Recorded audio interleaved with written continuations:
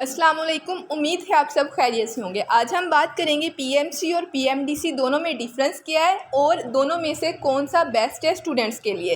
तो सबसे पहले हम ये देखते हैं कि पीएमसी जो था या है जो भी है, सेनेट में इसका बिल पीएमडीसी का जा चुका है। तो पीएमसी ने जो इस्लाहात की थी उनमें सबसे पहले ये था कि इन्होंने जो रजिस्ट्रेशन फ़ी थी एमडी कैट की वो इंक्रीज़ कर दी थी। तो सबसे ज़्यादा स्टूडेंट को जो प्रॉब्लम हुआ था वो इसी रजिस्ट्रेशन फ़ी का था, यानी इन्होंने 6000 रजिस्ट्रेशन फ़ी कर दी थी, लेकिन पीएमडीसी की जो रजिस्ट्रेशन फ़ी थी वो सिर्फ 1000 रुपीज़ थी।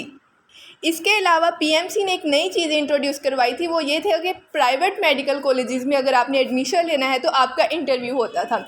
इस इंटरव्यू का एक नुकसान ये था कि जो बच्चे मतलब जो प्राइवेट कॉलेजेस में एडमिशन ले रहे हैं, जो ज़्यादा देते थे डोनेशन कॉलेजेस को, वो इंटरव्यू में ज़्यादा पास हो जाते थे। मतलब इस हिसाब से 20 मार्क्स उनको असाइन होते थे, 20% मार्क्स।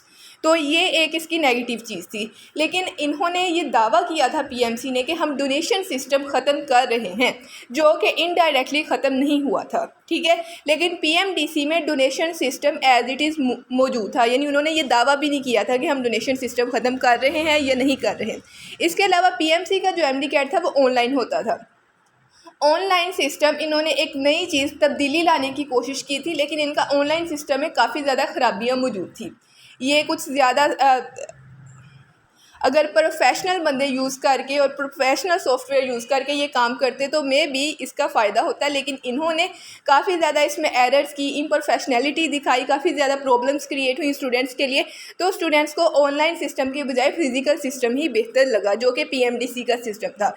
यानी पीएमडीसी आपको एमडी कैट फिजिकल लेता था, जिसमें आपने बबल शीट में फिल करना होता था, बबल फिल करने होते थे, ठीक है। इसके बाद पीएमसी ने जो एक नई चीज़ इंट्रोड्यूस करवाई थी वो लॉजिकल रीजनिंग के क्वेश्चंस थे।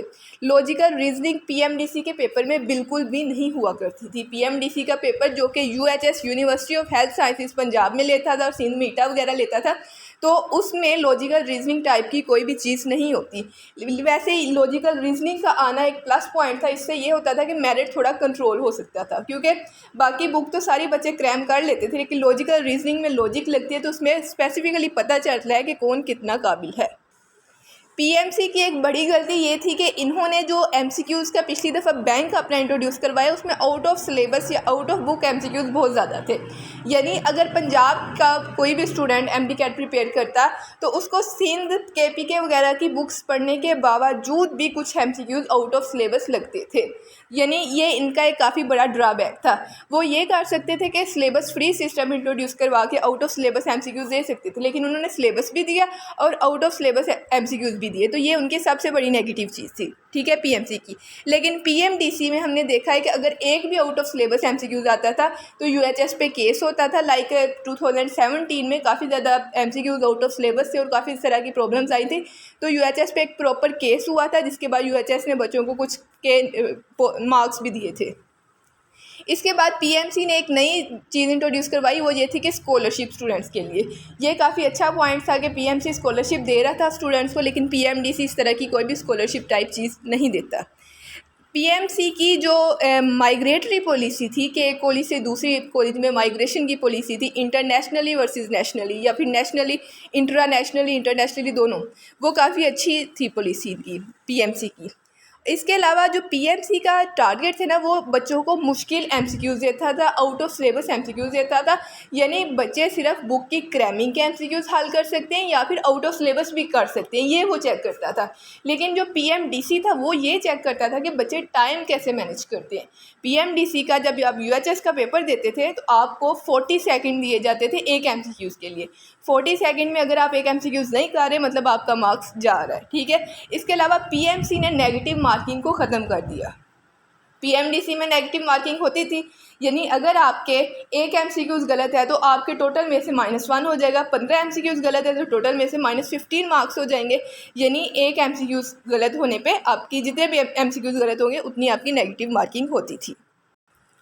पीएमसी ने ये कोशिश की है कि जो पाकिस्तान में डॉक्टर्स बन रहे हैं, काफ़ी ज़्यादा सर्वेज़ होते हैं, गैलप वगैरह के काफ़ी ज़्यादा इंस्टीट्यूट सर्वे करवाते हैं, तो उनमें ये आता है कि पाकिस्तान के डॉक्टर्स जो होते हैं ये अच्छी प्रिस्क्रिप्शन नहीं देते, या फिर ये डॉक्टर्स अच्छा इलाज नहीं करते, इस तरह की काफ़ी चीज़ें आती हैं। नो डाउट बहुत से डॉक्टर्स अच्छे भी होते हैं, लेकिन इन सर्वेस को ध्यान में रखते हुए इन्होंने ये देखा कि स्पेशली प्राइवेट कॉलेजेस से जो डॉक्टर्स आ रहे हैं वो ज़्यादा कंपैटिबल नहीं है, ठीक है। तो उन्होंने इस चीज़ को ख़त्म करने के लिए हाई पासिंग परसेंटेज रखी कि जो ज़्यादा मार्क्स लेगा एमडी कैट में वही पास होगा, कम मार्क्स वाला पास नहीं होगा। ये इनकी अच्छी चीज़ थी, लेकिन इसको भी स्टूडेंट्स ने नहीं फेवर किया। स्टूडेंट्स के मुताबिक मतलब जिन्होंने प्राइवेट में एडमिशन लेना होता है वो कहते हैं कि हमारे 10% भी आ रहे हैं ना एमडी कैट में तो हमें एडमिशन दे दें।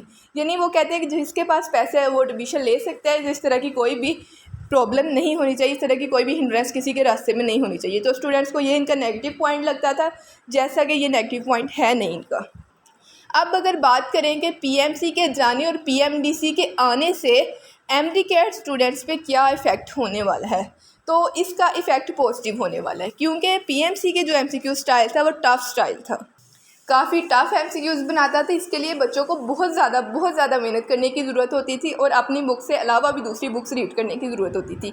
लेकिन पीएमडीसी का स्टाइल आसान सा है, अगर आप क्रैमिंग करें, स्पेशली बायोलॉजी की क्रैमिंग से एमसीक्यूज़ हो जाते हैं। फिज़िक्स के थोड़े बहुत कंसेप्चुअल होते हैं, ज़्यादा नहीं होते। ये बहुत ज़्यादा जैसे वैल्यूज़ याद करना, इस तरह की चीज़ें कभी भी पीएमडीसी नहीं देता।